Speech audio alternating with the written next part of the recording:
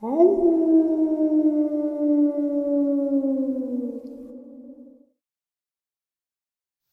right, greetings and salutations, everyone, and welcome to tonight's second half. Before we jump into it, a couple links. As many of you know, I rely on Patreon, PayPal, channel membership, and the merch to help the channel to continue to grow and go. Links to Patreon, PayPal, and channel membership is in the description below. Merch displayed directly under the video. Also, Dogman Frightening Encounters, Volume 1 through 3, the audiobook versions. They were written and researched by Tom Lyons, narrated and produced by me, Jeff Nadolny. Those audiobooks are available on Audible, Amazon, and iTunes, links to which are also in the description as well. And finally, last but definitely not least, if you'd really like to help support the channel to continue to grow and go, simply subscribe. It does not cost you a cent. Click the like button, takes half a second. If you don't want to miss out on any of the informative uploads that I put out daily, click that bell icon, and folks, please leave a comment. Why? Well, because all of these things really do help the channel to continue to grow and go. And folks, they definitely do matter. Now, everyone, I have taken far too much of your time. Let's jump in to tonight's second half, shall we? All right, folks, so today's first upload, I shared an experience in the area of Points North Landing, Saskatchewan, and there are some uranium mines up there. And the gentleman who reached out to me talked about these very strange pack-like creatures that resembled a dogman, but also a crawler. Very large arms. When running quadruped, the shoulders were above its hips. So very strange looking, very blondish in color. And it immediately reminded me of Steph. And Steph, private contractor, was hired with his team to protect precious metal mines. And I talked a lot about this encounter in that first upload, so I was like, you know what? People are probably wondering who Steph is and what that encounter is, so I will share it for them tonight. Let's get into it. All right, everybody. Today I have a guest who reached out, and well, it was not a really complex email, but he's worked for the government, not worked with the government. Anyway, I'll just introduce Steph, and he can fill you in on what he wants to share. Steph, how are you today? Doing better than I thought I would have. I'm glad that I'm glad that we're able to touch bases. I had gotten your email, and like I said, I work around everyone's schedule, and so I appreciate you coming on the show. And the floor is yours. I might stop if I don't understand something, or if I want to have it clarified a little, if that's all right. Other than that, I don't direct the show, and the floor is yours, my friend. Well, thank you. My name is Steph. I'm an SCC. That is a specialist combat contractor. We are a branch of mercenaries that are loosely organized through a brokerage. One of the things I'm going to talk about today, in 1997 in August, I was up in the town of Snare, which is now known as Wequiti, in the Northwest Territories of Canada. Our job there was to secure a diamond mine. We actually are there to make sure that the initial assay and excavation goes smoothly. We do loss prevention of ores from any groups. Most of the workers on the site were either imported professionals or members of the Dog Rib tribe, which is indigenous to the area. Wequiti had less than 120 people at the time we were there. So I will start with, in August, of 1997, we were doing standard operations at the Upper Mine Head, and we had a call. We have a liaison agreement with the town because there is no RMCP stationed in this town, and if there is an incident of any sort, search and rescue, as a matter of goodwill and just not being jerks, we will help out with local and civil infrastructure. We did receive a call in the 2 o'clock hour, and we are contractors. We use feet, inches, yards, and normal civilian time. We don't use military time for all the people who want to be overly analytical about this. I've seen it before. We were called about a bear attack down at a lodge past the airport of the Wekley Airport. And apparently they thought it was too big for what they had. And we were like, oh, possibly a Kodiak. I've seen black bear. I've seen brown bear up in Wyoming. And all right, we got a mean Kodiak. We might be able to take it down. So we just grabbed our site gear and secured up. We had a secondary site operations managers that we trusted, and we stopped operations.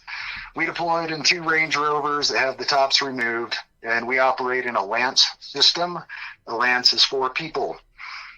Since we are in a civilian area, we usually just use our M4s, and 1 person per Lance is situated with an AA-12.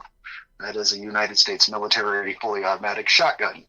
It runs a 32-round clip, alternating double-aught buck and triple-aught buck. And the reason we are heavily armed in this area is there have been some off-record fights and conflict over the initial establishment of diamond mines through various proxies and companies. So it's become standard protocol to have a whole bunch of big teeth in the area to deter any bad intentions, and that was our primary function. So we all deployed. We have 2 support drivers, 1 for each vehicle. They are considered a Lance as well. So we have 8 people, 2 drivers.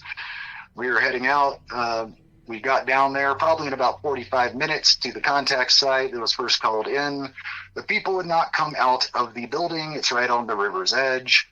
They were freaked out. They had very bad barrel control and discipline and transversed the barrel quite a few times across us while we were talking. That was very unnerving.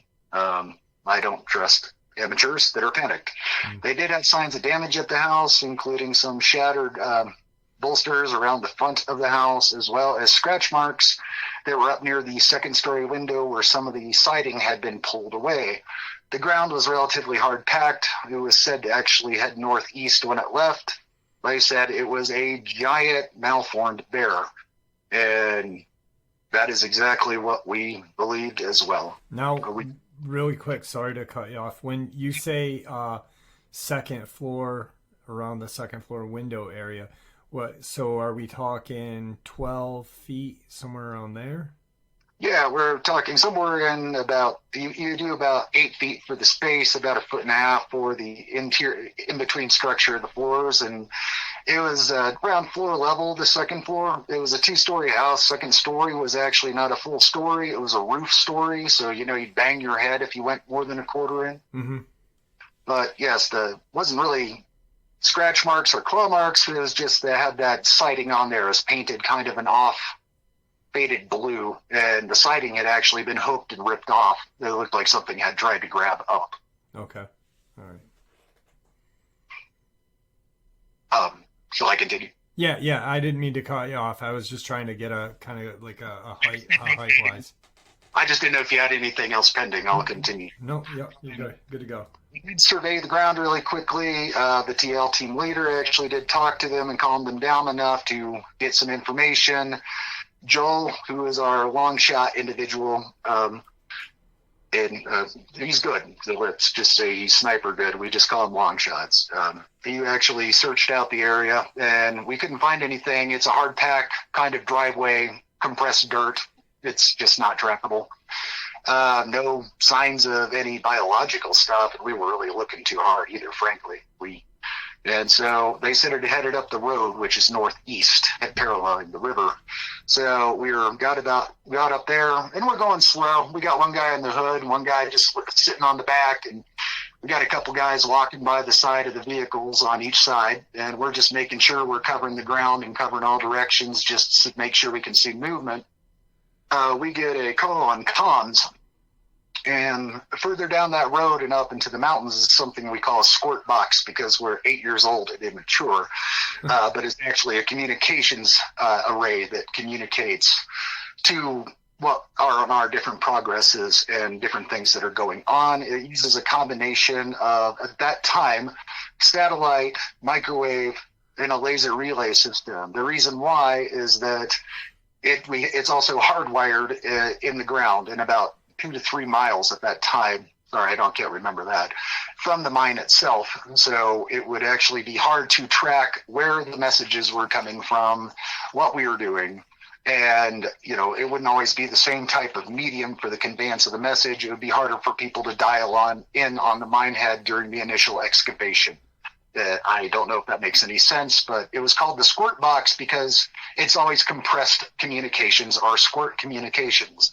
And since we're immature at heart, squirt box got the nickname for that communications. Okay. I hope that makes sense. Yeah, perfect sense. All right, so we got a call from that, and there's a local indigenous that was the communications relay, part of employing the locals, yada, yada. And he had actually done work for the company that had employed us at the time in other zones. So he's screaming at the top of his lungs incoherently, and he's spiking the microphone. He thinks he's communicating, but he was so loud that, when you speak into a microphone too vocally, it can spike out the top of the gain, and it's just garbage. Yeah, you get a squelch, kind of. Yeah, you can't understand it, but we did understand that the person was in trouble.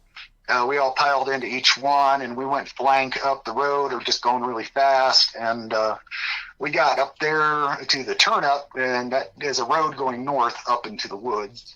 And at the end of this, I will provide you with GPS coordinates for all this so you can track the incident yourself at a later time. Awesome. We headed up into the woods on the service trail that was going up there. We kept it deliberately unmaintained to deter people from coming into that area. We got to the gate. We got the gate open really fast, and we went up about another half mile, did a turn to that would be west, went down a small road, and came out into a clearing where the building is. This building is constructed out of cinder block. The interior hollow points of the cinder block are filled with structural foam. The outside is covered with Tyvek and a corrugated metal. The inside is then furnished with drywall and standard stuff. It's very warm. This has all the communication arrays on top. It is very secure. As we were pulling up, there is a large black object on the south side of the building. And it's not roaring, it's not screaming. And to me, I still didn't think anything other than, that's a big bear. Wow. And we still didn't really think anything was wrong, at least to my knowledge. And so we jumped out probably about 100 yards away. This thing had no focus on us. Strangely, it was leaning with its left hand almost to the top of the building, and with its right limb, arm, whatever you want to call it, it wasn't flailing wildly. It was pulling it back, almost like a reverse punch that somebody does in like basic karate, and slamming its palm forward into it. And it was also making this sound that sounded like somebody breaking a 6-inch dried pine branch while it was doing that. We jumped out, and we had both of the vehicles turn around 180 so we could have an exfil in case things went bad. That's just standard protocol. None of us were spooked. I mean, what we have 6 M4s with a 203A underneath with a CNC or a Claymore in a can. It's a giant 40 millimeter shotgun round for the underslung launcher because we can't use grenades and we don't want to set the place on fire. It's just silly. And great for being ambushed because a 40 millimeter canister round will turn a bear into vapor at 6 feet. So, the guns themselves were 5.56, and the shotguns I explained earlier. So we just panned out in 2 lances to either side so we wouldn't actually have a direct fire onto the building itself in case the thing came out.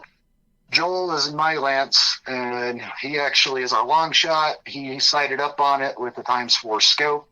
We're approximately 50 yards at this point, and the team leader said, just take it down, take it down, take it down. So Joel popped off 2.556 directly into the head, but before he did that, he's like, something's fucked up here. Excuse my language, and that's a direct quote. And we were like, okay. whatever. We weren't too worried. He popped 2 rounds into that thing. He definitely hit. The thing didn't roar or scream or do anything you would typically think, run off. It actually went down on all fours directly facing us very quickly and almost seems to collapse in on itself or compact. And the odd thing I noticed at that point was just seconds before the next event was that thing didn't reflect light. It was almost like that Vanta black paint we have nowadays that absorbs all the light. You know what I'm talking? Yeah.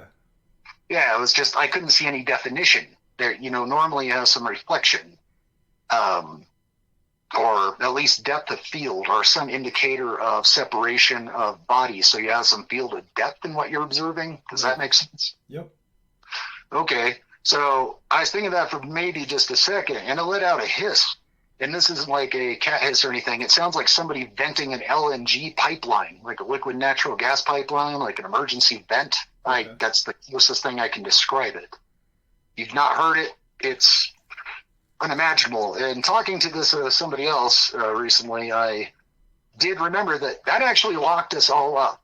We are not super hardened veterans, but we've done a lot of crazy stuff in a lot of countries at this point, and we're well versed in what we do. But yeah, that's something that, in retrospect, locked us up. And just the sound alone kind of stopped you guys immediately, huh? Yeah, it wasn't infrasound. It was just so unexpected and so intense.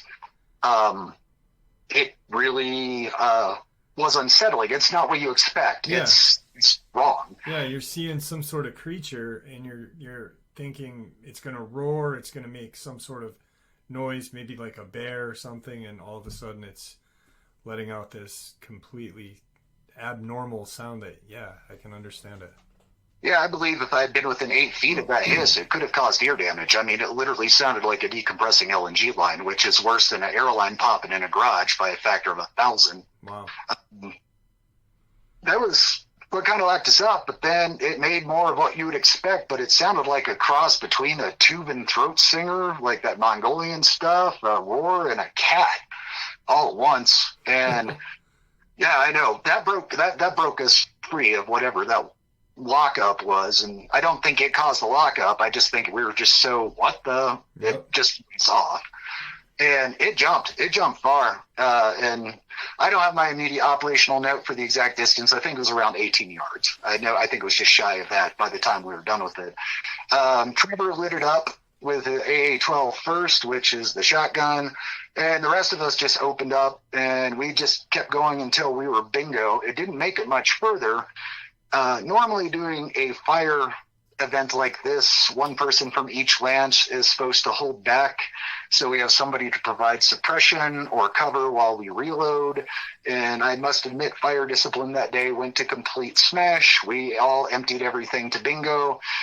All 6 of us at M4s fired off the 203A canister round, and that thing still, it got shredded, and after we lit it up, but then it started trying to push itself up on its 2 arms, and we were already reloading pretty quick, and we didn't have the big snail clip on there anymore because we had just spent it. So we just put in round after round from a couple magazines out of everybody. Trevor managed to get another drum magazine back on and fill it up, at which point that thing ceased movement. Yeah, that was a little odd. I really did not like it. I really didn't. Sorry, I'm going to take a break here for a second. Go ahead. Yeah, hit pause. So, yeah, I mean, that is insanity because, I mean, to me, the way you're describing this firefight, it should have been just Swiss cheese. Was there a lot of blood? Was there... we'll get to that. Okay. I will continue now, further. how was everybody's demeanor at that point? Muffled swearing and caution, and backed up a little bit, about 10 yards. We could hear the guy in the shed screaming still. We were mostly slightly stunned. I mean, I know a lot of people get freaked out and think this is the biggest event in their life. I've seen other things that haunt my sleep and not this, but this was definitely weird. And when I've encountered weird before and after, you just go bingo on your ammo and light it up and solve weird. And I mean, physically, if you do the math, we probably hit 27 to 47 tons worth of kinetic force into this creature. Yeah. If you calculate all the bullet impact. How many rounds did you spend on this thing? Let's see, that'd be 75 rounds on a snail clip for each M4, 6.203A Claymore in a canister rounds. That would be 32 double-aught and 32 triple-aught, which is 3 giant ball bearings in the tube. So just if you've never heard of triple-aught.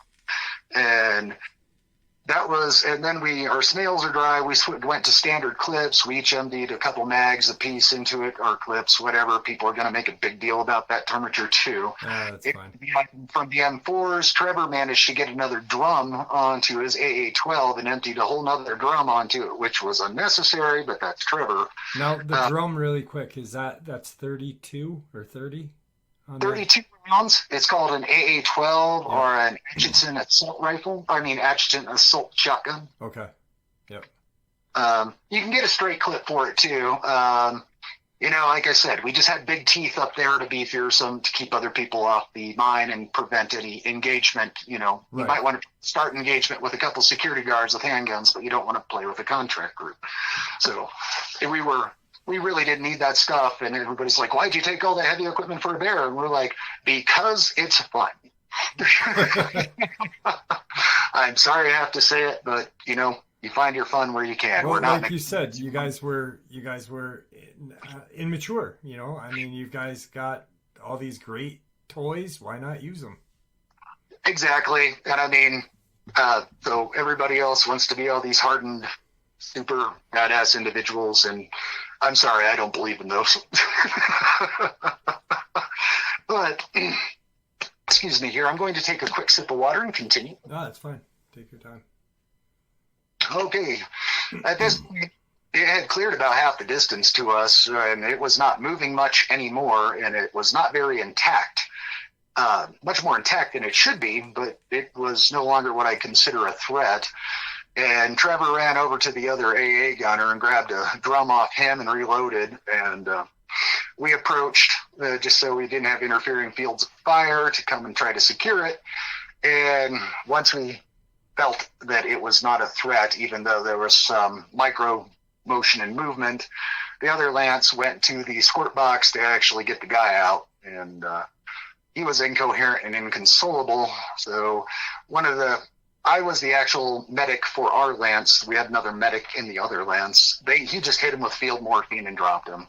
It was the kindest thing we could do at that point without causing him to hurt, and we needed to secure the area. That may not sound very nice, but I thought it was a mercy. So it didn't kill him or anything. Please, we were just trying to sedate this individual and keep them from being interruptive and a danger to themselves. That person was taken care of. The TL team leader was on the squirt box, and he was sending out emergency messages. That's when I got my first look at the creature itself. Like I said, I'm the medical individual for us. And I saw make no sense. It was, all right, there's not blood. There is goop everywhere. It's a gray viscoid pearlescent goop. The bone structure, not a single bone was broken. Nothing. And that bone should have been broken, because mammalian bones have about the structural similarity to green alder. In fact, I use green alder in test crashes in the major break zones for like femurs and ribs to emulate the exact fracture systems. None of the bones were broken. Except the upper face and a couple pieces here and there. But they were more of the same tone of color, a grayish pearlescent. I can't really describe the color, truthfully. It just seemed to have some traceries of possibly green or purple or something in them. But the strange thing that was odd to me was the smell. The smell isn't like the stuff you hear about all these other people that smell like garbage. This stuff hit like smelling salts, if you've ever had a smelling salt. Like a very strong ammonia scent. Well, it hit like it. It would smelling salt, but the scent wasn't exactly the same. There is a slight ammonia to it, or But there was something else that I did not recognize at all. Okay. At that point, I was kind of worried about a hazmat exposure, but I figure as long as we don't touch it, we should be okay. And if it's going to get us through respiration, we're already screwed. So, and anyway, I was able to take a look at it, and nothing made sense. I mean, it's like an emulation of a mammalian structure or a vertebral structure, but there's a lot of things that did not make sense. It had no urogenital tract. It had no excretory system. The pulmonary area, that was actually like more of a giant heart-shaped sac, which filled up most of the upper torso. And there was no way in or out of it. It's almost like that mouth, in retrospect, not at the time, was almost like a cloacal system. Like it was a one-track system. Well, as a track system, everything goes in and out of. Yeah. Like even oxygen, or if it breathes, I didn't really see any exchange. Another immediate thing I noticed was that it's called the abdominopelvic quadrants, where you look at the left upper, right lower, left lower, and they're divided into other regions. I mean, I should be seeing intestines in the right lumbar, umbilical, left lumbar, left iliac, hypogastric, and right iliac's area, but there's nothing there but these weird punctured, almost like chain of pearl cyst tumors that are connected.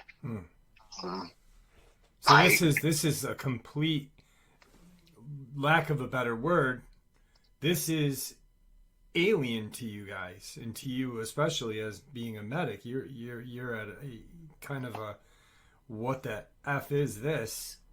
I can't make any sense of this. None of this is making any sense. But it made enough sense that you could identify parallels in systems. It was bilaterally symmetrical. It had other artifacts. It's like an imitation or simulacra of what something should be. I don't think it was manufactured. I don't believe in aliens. A lot of people hate me for that, but I believe in Fermi's paradox. You can convince me it came from an alternate dimension before you can convince me it came from space. Yeah. No, I just, not to cut you off on your experience here, but there was a story I heard a long time ago about a hunter that was outside of Skinwalker Ranch in Utah, and he saw this portal open up. And he was just like what you said. He couldn't buy into the UFO. He wouldn't. But he saw this portal and he saw this thing drop out of it. And it was like something he had never seen in his life, never fathomed. And it just took off into the woods. And he went the other way. So yeah, I mean, that whole alternate dimension, I buy into that myself as well. So I apologize for cutting you off. Not at all. In fact, one of my friends works in Boulder, Colorado in CU, and he was part of the Bose-Higg project they did there at CU. And they have some pretty crazy artifacts that come out of that didn't make open research. So yeah, I believe in that much more. So I'll start back at where I was in the abdomen. I went up to in the upper abdomen, in the right hypochondriac region to the epigastric region in the upper quadrant of the left hypochondriac, there should be a giant liver. There just should be a giant liver there. There was nothing except series of that same chain of pearl cystic tumor-like system. And the weird thing is that in the different limbs and in parts of the torso, there were actually about 1 to 2 inch thick and about 6 to 12 inch long strands of actually what looked like mammalian muscle bundles, but they didn't have any fascial covering. So that was really odd. There was some things that could be interpreted as vascular connections, but that didn't make too much sense to me. Yeah. Go ahead. No, I was agreeing with you. Yeah. Like for what you just described, in case somebody doesn't know what pretty much what you're describing is a muscular, you're seeing like kind of a muscular system with no flesh over it to protect it. Is that basically what you were getting at?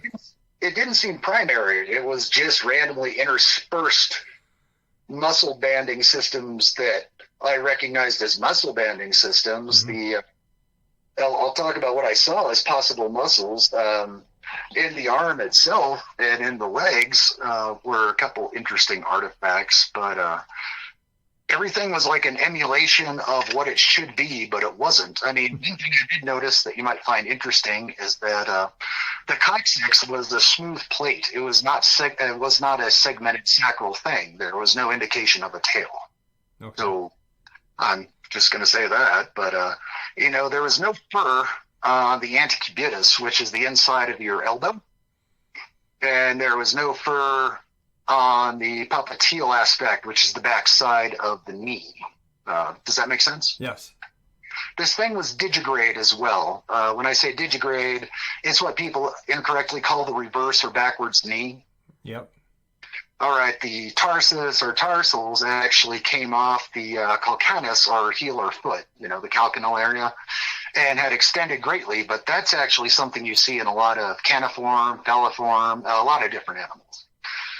So it was definitely a digigrade. The gluteus medius and minimus were almost non-existent equivalent thereof, and the maximus was actually relatively attenuated if that's what it serves. So to me, that really does indicate that it doesn't walk upright normally. That is something that would need to be developed for upright movement. Does that make any sense? Yeah. Yep. All right. Sorry if I'm getting too technical. I'm not trying to be show-offy or anything. No, it's fine. It's fine. Okay, the hand itself was a little bit odd. Do you know what the extensor retinaculum is? No. It's the actual fascial band that goes around the wrist and keeps all of your tendons there. Okay. It looks like a giant ace bandage made of fascia going around your wrist. And fascia is a lipid crystalline protein binding substance that actually keeps our muscles in different parts of us. It's like on the back of a pair on some ribs when you're cooking them up, the silver skin they call it. Yeah. Yeah, that normally should be a band. This was a fascial-like substance that did not go around in just a band, but had a whole bunch of abnormal and extensive attachments and anchors, which to me make no sense. Obviously, they had a function. And there are more of these bundles that look like the equivalency of clear muscle, but they weren't banded or striated. They seemed fluid-filled. So the hand itself on the dorsal aspect or the back of the hand was very thickly furred on one of the hands. I was able to observe one of the hands apparently had been used to shield its body, but did not fare too well. Another interesting artifact is that I think it was Brent noticed that the interior fluid gel, whatever system we're dealing with here, was actually about 3 times thicker than ballistic gelatin. And since Brent was the one who poured all of our ballistic gel test blocks, I'm going to trust his assessment on that, if that makes sense. Wow. So that's very thick. That's almost at that point, if that thickness, that's not dripping. It's almost kind of like a heavy viscoid. Heavy slime, like a slime, thick slime kind of almost, right? Yeah, it reminded me more of a non-Newtonian fluid when we used to play with cornstarch or silly putties. It's long chain polymer, and the more pressure you put on it, it can fracture, and break, but it doesn't let penetration in after it reaches a certain point, and you can penetrate it slowly, but bullets don't move slow. Yeah, wow, that's very strange.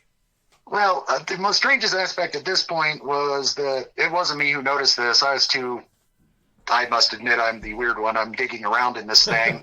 It's got the A12 trained on it, and I'm praying to God he doesn't shoot me. But somebody noticed that the actual for lack of a better term, skeletal aspect of this is actually shrinking in mass and size. And the skin is peeling back and breaking into a series of rhomboids, hexagons, and kind of extended diamonds. And the whole mass is actually, for lack of a better term, sublimating. I couldn't see anything coming off of it, but it was definitely sublimating and disappearing.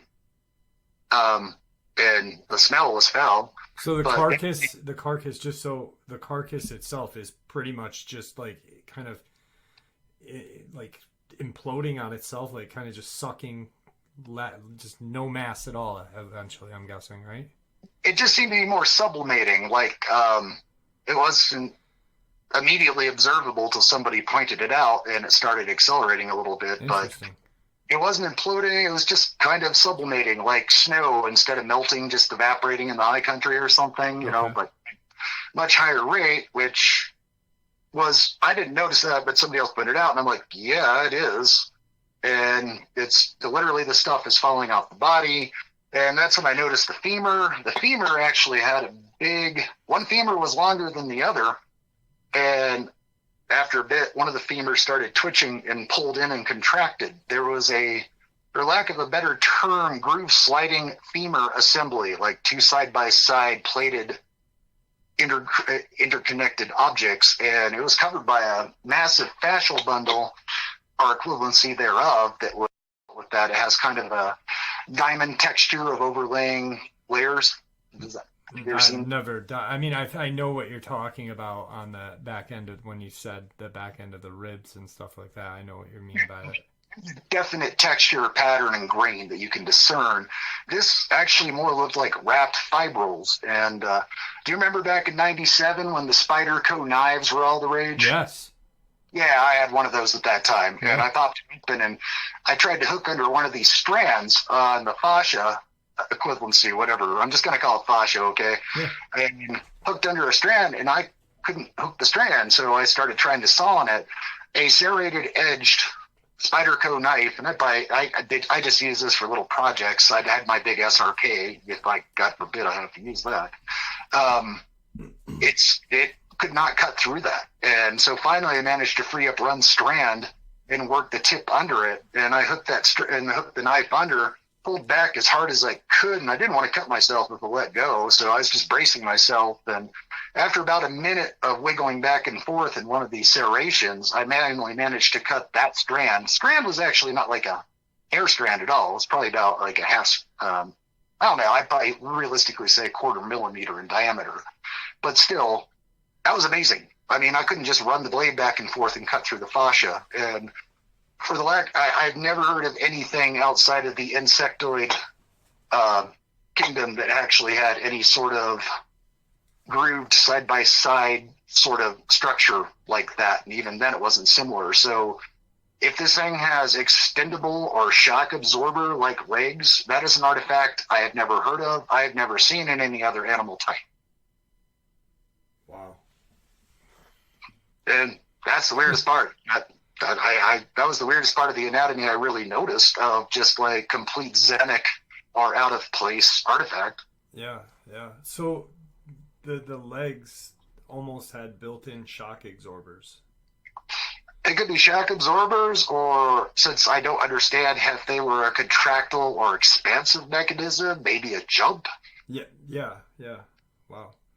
And maybe that, I mean, like you said, it had jumped at you guys approximately, 18 yards? So yeah, just shy of that. That's incredible. Yeah. Now, when you had seen the hands, how were there claws? Could you see if they were like bone or anything? Yeah, that was weird. Now, the hands were built a little bit differently than a mammalian hand. I mean, we're actually missing the outer phalanx of the fingers, so they're missing a joint, and it's not a modified joint or rescinded joint or fused joint. There's only two major what would pass as bones, and mounted on either side of these was a much harder material that was white, which you would really think was compressed keratin, but it sure did not look or act like it. And it was shaped very similar. At the time, I couldn't compare it to anything. But later in life, when I was in Africa, have you ever heard of a wittebug bush? No. It's got some really nasty, long, curved thorns with some very odd planage on them. And the closest thing I can say is those claws looked like wittebug thorns. Okay. And they also had some micro traceries of a reflective sort of filamentatious in them, but yeah, they were strong. I mean, they had a give, almost like a ballistic polymer, but you couldn't mark or cut them worth of crap because one of the guys was trying to cut a cloth for himself, and that was not a. Now, with your, I mean, obviously you said there was some give, but I'm assuming the way you're describing it was very powerful.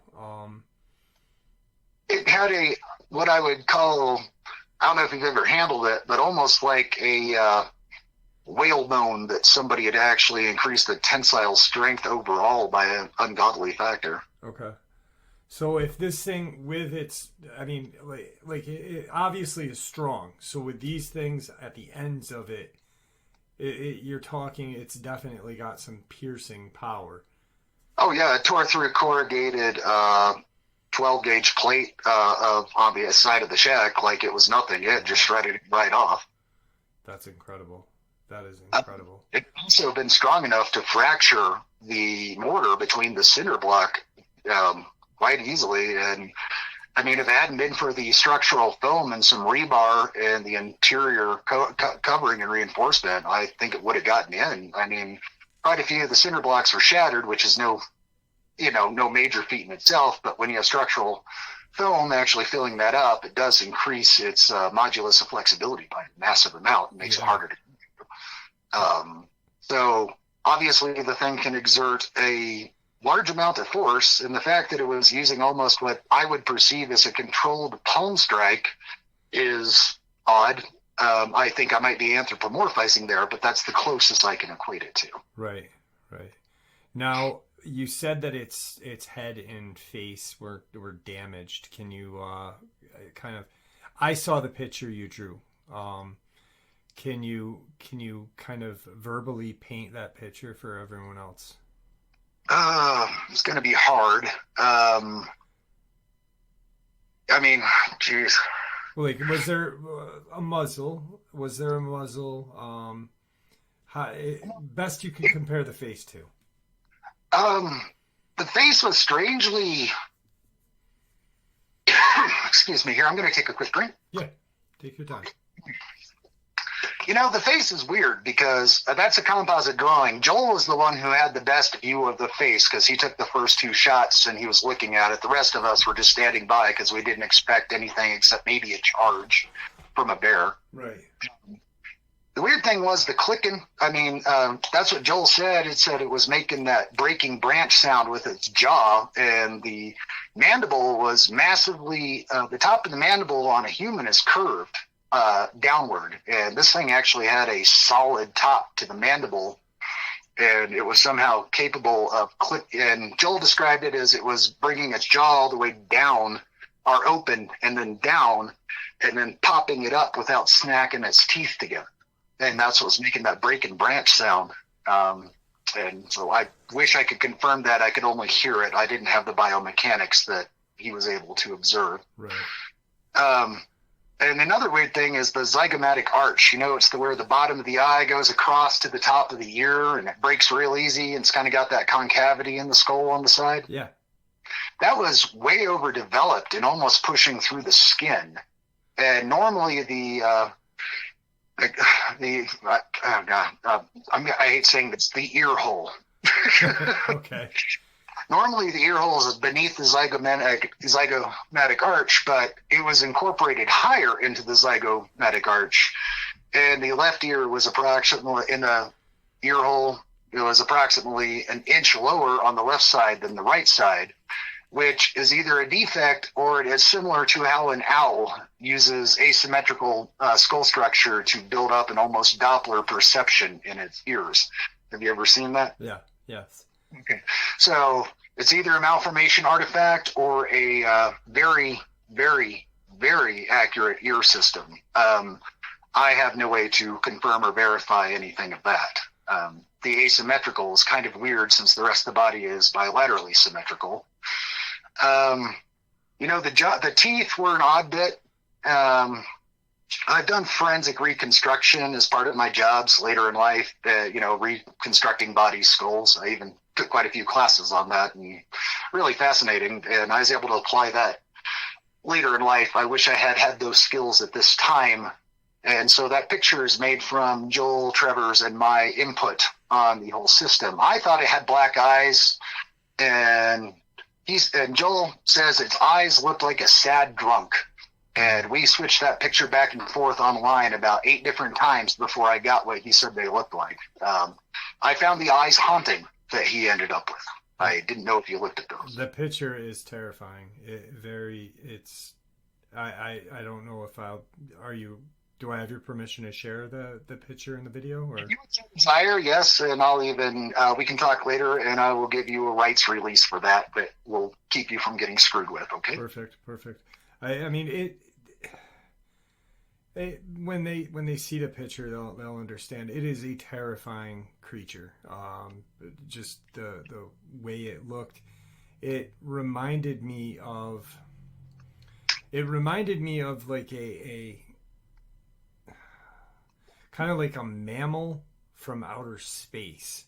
If just altogether, it was just so strange but terrifying. Definitely not something that I'd want to run into on a hiking excursion without any firepower behind me. Truthfully, I think if I was just a single one of us with just one of our guns, including the under launchers, I'm really convinced that maybe even a full lance might have actually been a little bit remiss in taking it down. I'm not joking, and that's a little bit hard to believe because I've worked in Africa. I've taken down small and big game that were in the way of operations or got on top of us before we knew it, and they all go down pretty easily. Even the bigger carnivores, and that's not something I'm bragging about. That's just something that happened. No, it's proper bullet placement. Anything's gonna drop, but this is, I can't imagine the just terror. I've never served I've never served the country or fought in any kind of firefight, but I can only imagine. Just the adrenaline rush that you guys were having, seeing this thing and unloading on it, and then having to reload and then unload again, and wondering, is this thing gonna drop? What's going on? Well, I figured it was gonna drop, and and if it didn't, they'd already staged the vehicles to exfil, and I would have felt bad if we had left that poor guy in there, but right. Yeah. It happened too fast to even think. It's just, it jumped, we lit it up, and we lit it up again, and then all of a sudden it's over, and then we're just doing what we got to do to finish it up. So we didn't have a lot of time to think. That engagement, I'd be surprised if it lasted more than 7 to 11 seconds. No. Didn't even see slow motion. I'm sorry, everybody says slow motion, and it was terrifying. It's just like, I've been ambushed a lot, and I'm not saying, oh, I'm a badass. I'm saying, my limbic system and reactions have been worn out or conditioned differently at that point in my life. Right. So,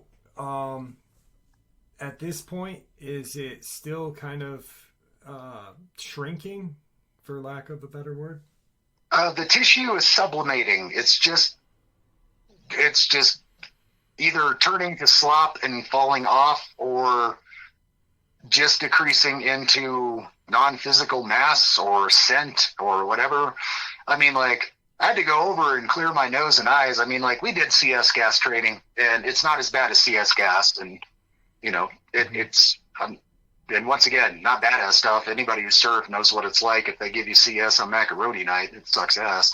But I'm not joking. It sucks. But it wasn't as bad as that, but definitely stinging. But in retrospect, I think I was going through all this examination of the body in what I would call my own version of a trauma response. This is something that I'm doing my best to understand at the moment. And I think I was using my investigation to block any processing that other people were going through, panic, or just like what the WTF is going on? Are there more of them? And, just everybody is trying to self-soothe, which sounds funny for a bunch of people like us, but everybody does that regardless of who you are. Right. So engaging in behaviors that are normal for us. And mine was examination and blocking out what's happening through needing to understand what this is. Right. But the description I'd say is like, sure, it looks caniform in one way, or like dog-like, and ursiform in another way, bear-like, but it also has almost a Neanderthalic appearance, but not quite. Right.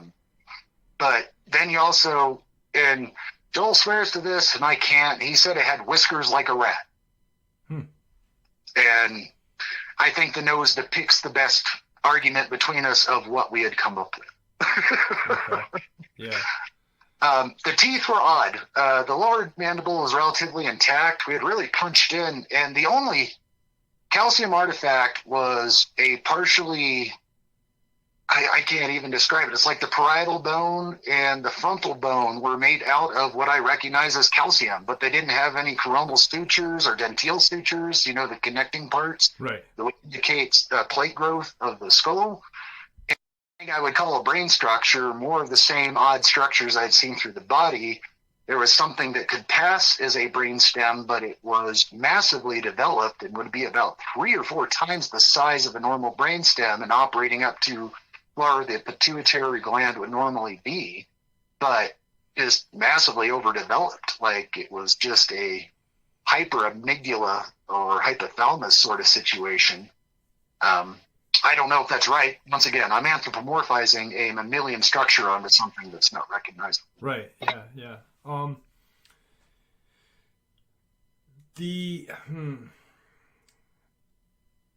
At the end of all of this, at the end of, you've kind of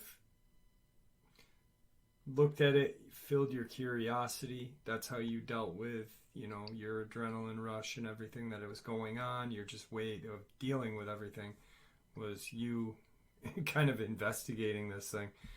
How was your team? How were they?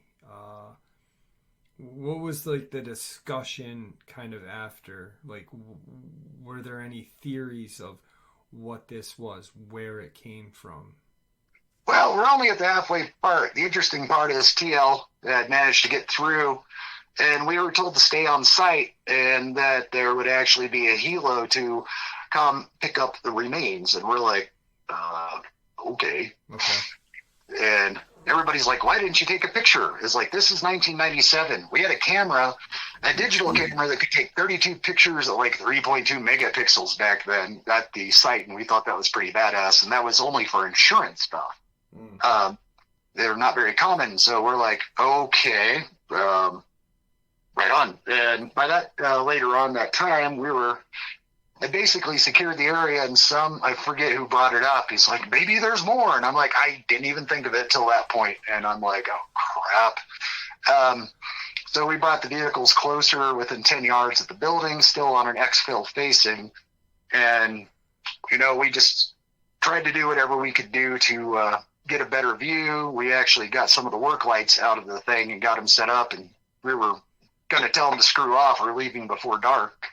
And but luckily, and it's August, so the days are still pretty long up there. I mean, when you see where this place is, you'll understand how far north we were.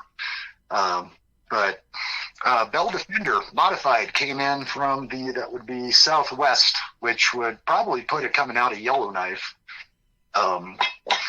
And it's a modified Bell Defender. It's a really nice helicopter. It had 4 barrels and hoop holders on the side of it towards the rear of it. And we had already been told to actually indicate an LZ. We had within about 50 yards of the place, and they landed there.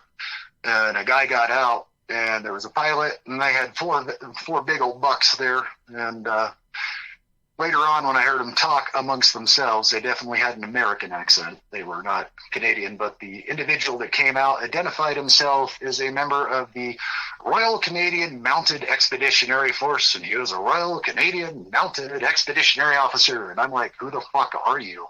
And he's the squaring, but none of us are having that crap, and TL was keeping everything modded up, and frankly, I'm kind of the face man of the group when it comes to talking, because I got a quick mind and a quick mouth, and I understand things, and I've taken many withholding interrogation techniques or information techniques, so I'm good at reading body language, pupil dilation, vasodilation or flush on the face, stuff like that. I'm not saying I'm mystical, I'm just saying I'm better and quicker at it than most, so I usually deal with stuff like that. And the guy wasn't in uniform. You remember those old blue puffer parkas that they were dark blue and they had the orange and yellow stripe on them? Yes.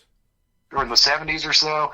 Jeans. He had a small toothy little hat on and some kind of like, they were like a cross between an old moon boot and a new boot, you know, kind of like they had at the 80s and 90s. Okay. And the guy looked like he got dressed in a hurry is what I'm saying. Jeans. I mean, this guy wasn't in uniform.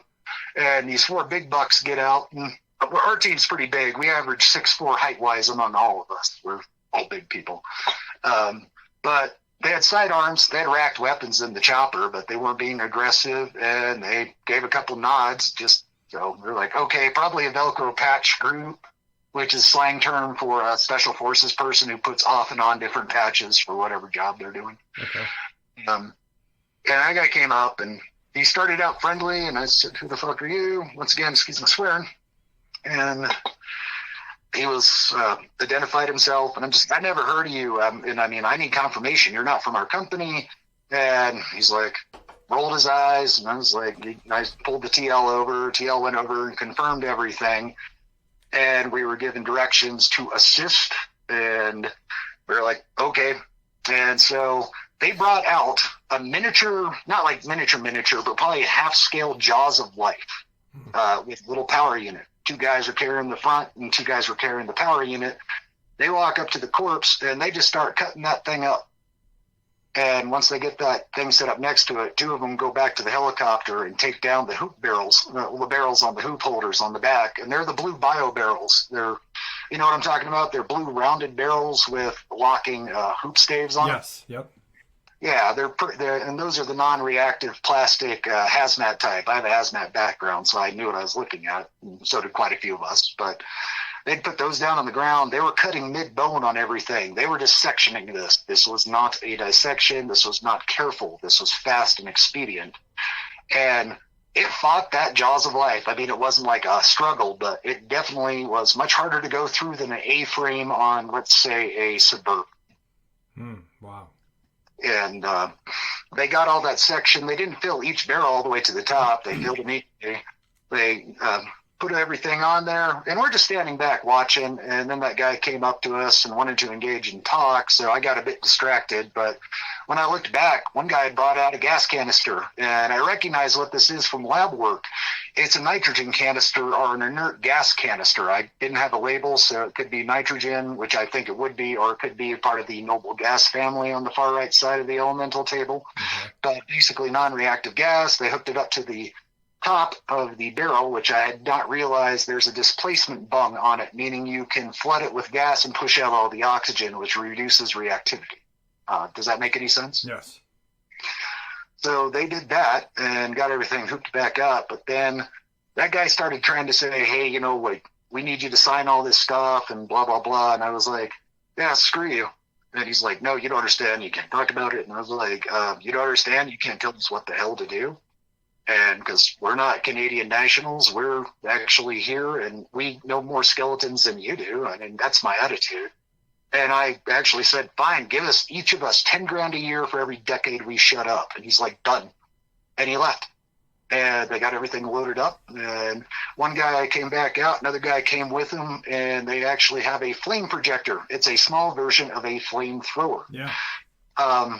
it doesn't put out as much fluid, and it's much more vaporous. But the flame was green on the bottom, yellow on top, which at the time mystified me. I later on found out it was boric acid in the solution that actually made the green flame.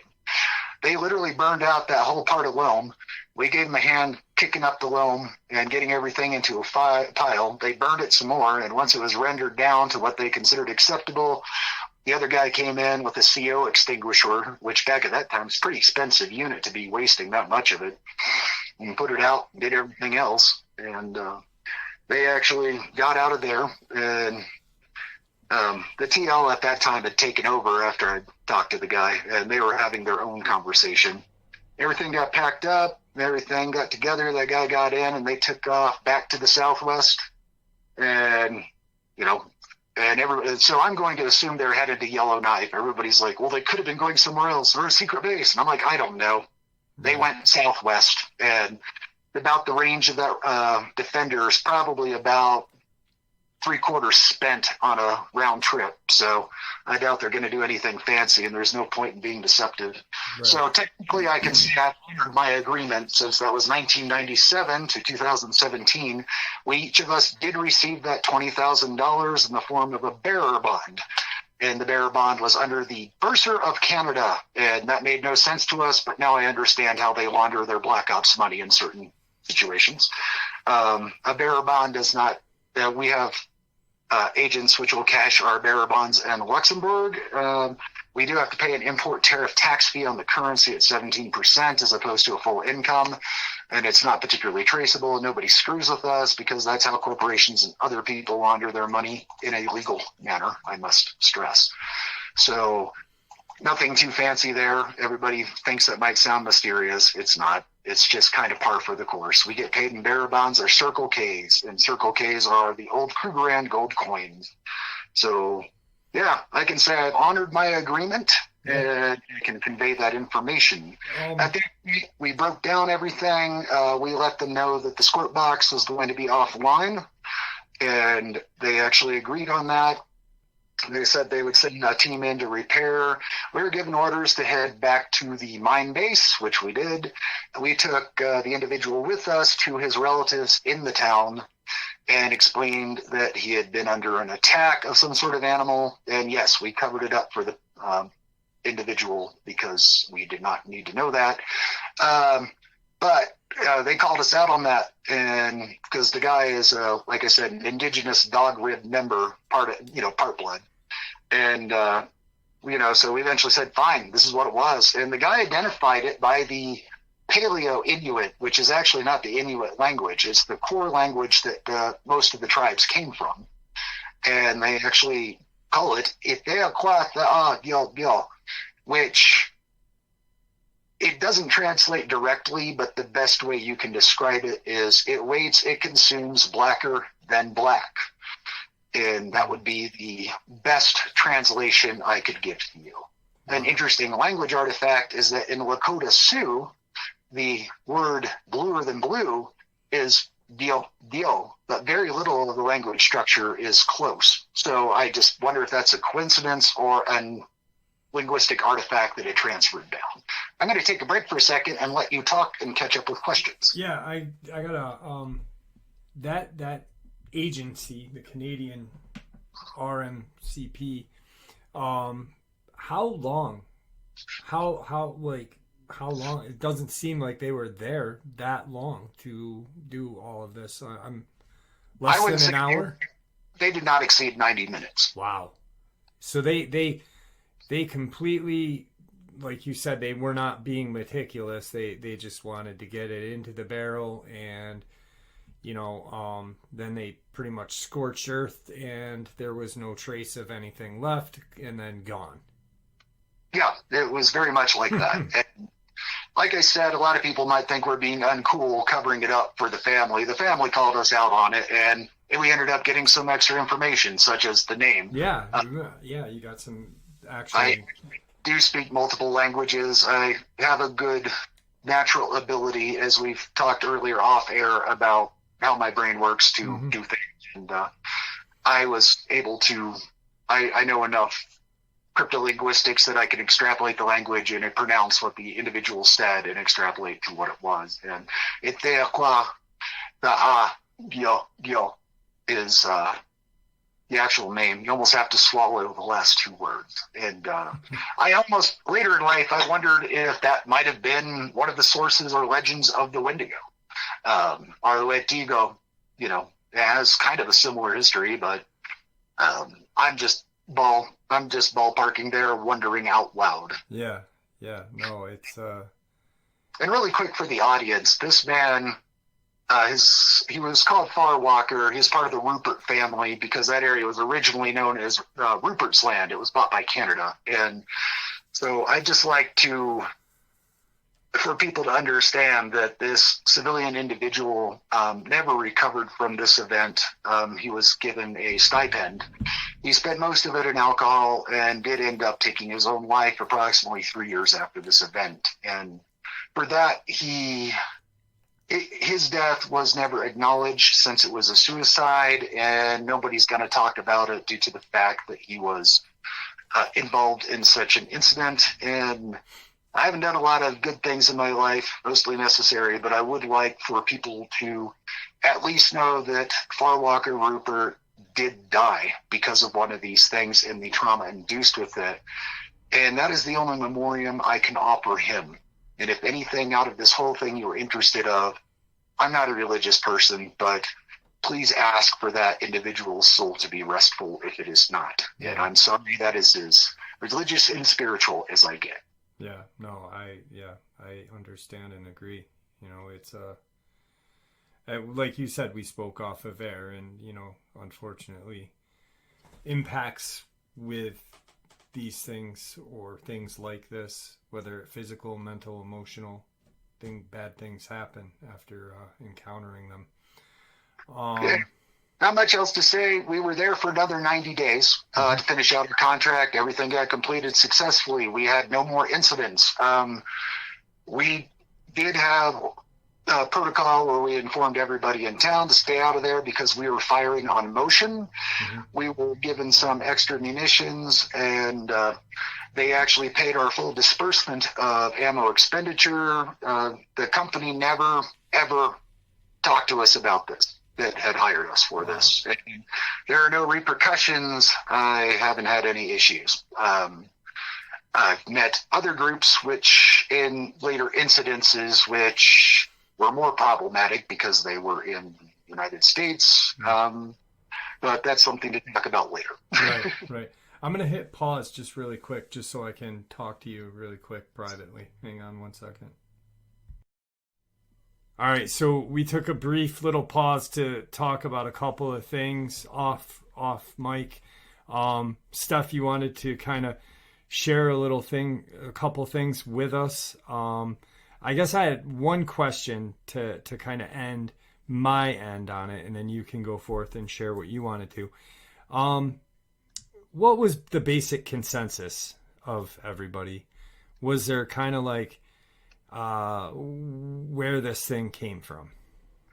A little bit of research, and one of the families did help us understand that there's an area called the Big Blue Hole, which is close to that site, and I will send you GPS coordinates for that so you can see what I'm talking about. It's in a stranded body of water up near that area. It's one of the stranded lakes where it can't drain out, and it's up towards the top of the mountain. That's where they claim it comes from. And they claimed they had not seen one in generations. And it's just, we were there for 90 more days. We had no other events. We did change a lot of protocols. I didn't sleep for 36 hours after we got back. It wasn't like fear or paranoia. It was extreme caution. It's not like it's not like I'm fearless. I've just seen a lot, and that was weird. And it was not humans trying to kill me. It was just weird. It was over so quick and hard to process, and I was still kind of really, really angry at that individual that confronted us up there after a bit. And, I was feeling a little bit fronty. I was a younger person. Your brain was basically on overload with everything that happened as well, I'm assuming, too.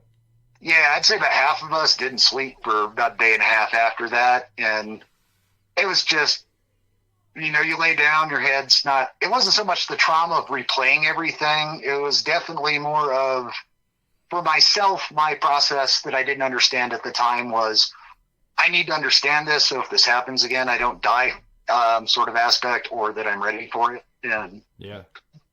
I can say that with comfort and security nowadays that I'm substantially older, but back then, you're still confronting a lot of different things. Quite a few, two of the guys actually had pretty bad nightmares for about a week, but they didn't really have a bad performance issues or anything like that.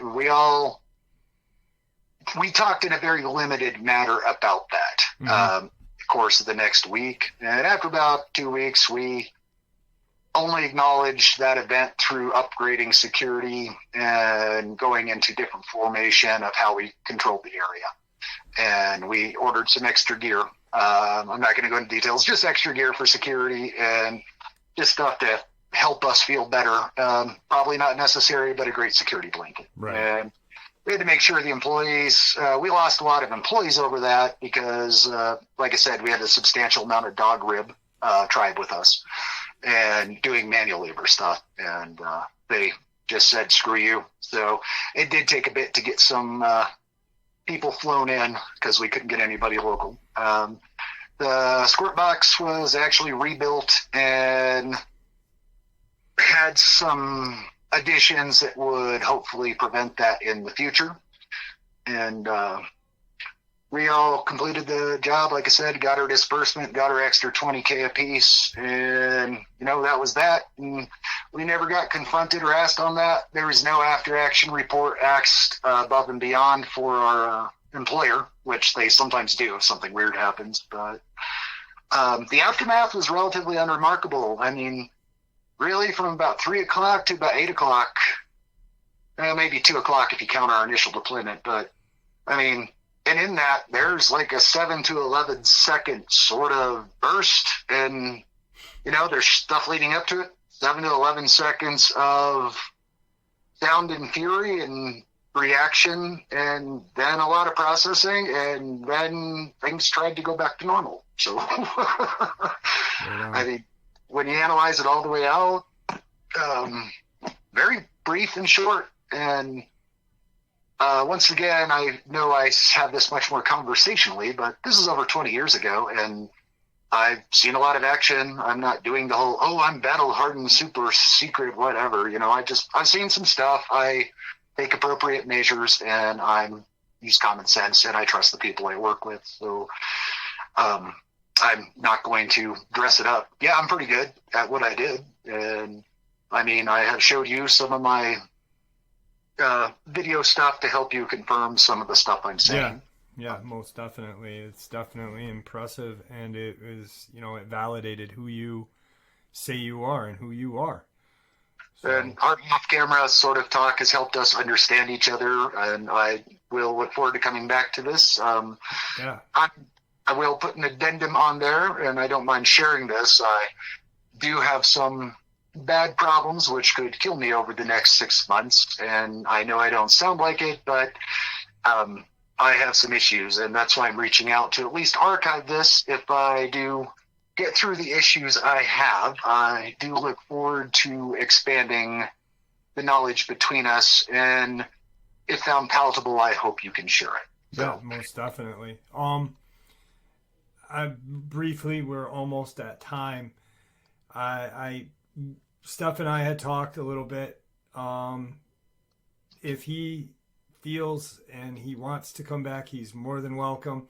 If there's any questions about anything that may not have been covered, or anyone has any questions, please put it in the comment section, and I will write them down, and then I will send them to Steph. So if he chooses to come back, he can answer those questions, if that's cool with you. Oh, that is fine. I will do to the best of my ability. I have to take some palliative measures to keep my pain down, so I'm not always at the top of my game due to medication, but I will do my best if people have a sincere outreach and desire to understand what we talked about. I hope I wasn't too technical. I'm not talking down to anybody. I just use how I talk, and this is how I talk normally and conversationally. My host has been incredibly gracious and skilled in keeping up with me. So I'd like to thank you, Jeff, and to anybody who listens, I'd like to thank you and hope that any of this can help you and dispel some of the mysteries around that. So I was the right person in the right time with the right abilities, and I hope to share that. So for everybody, thank you for the opportunity. Thank you. And thank you for coming on. Thank you for reaching out to me. I truly appreciate it. And like I said, hopefully everything works out. And like you said, you are going through some health issues. So I'm willing to work around your time and your pain whenever you're willing to come on and able to. So it's been an honor to have you on tonight, and I appreciate it. Well, I'm grateful for the opportunity, and I would like to add, I don't need money. I have everything taken care of. This is not a plea for help me out. Guys, I'm fine. I got everything taken care of either way. So please don't do anything for helping me out. I'm good. All right, brother. Do me a favor. Don't hang up.